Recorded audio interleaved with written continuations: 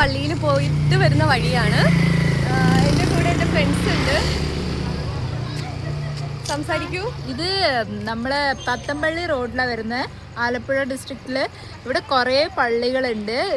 ഇവിടെ വഴിയാത്രക്കാർക്ക് വേണ്ടിയിട്ട് സ്പെഷ്യലായിട്ട് അവർ പ്രാർത്ഥിക്കാൻ വേണ്ടിയിട്ടുള്ള പള്ളിയാണിത്.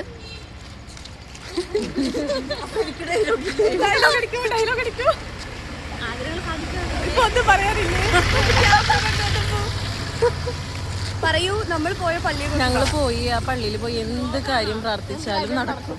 ഞങ്ങളുടെ ഒരു ഫ്രണ്ടിന് വേണ്ടി പ്രാർത്ഥിക്കാൻ ഞങ്ങൾ എല്ലാവരും കൂടെ പോയിട്ടുണ്ടായിരുന്ന കാര്യം നടന്നു. ഞങ്ങൾ ഇന്ന് തന്നെ പോയി.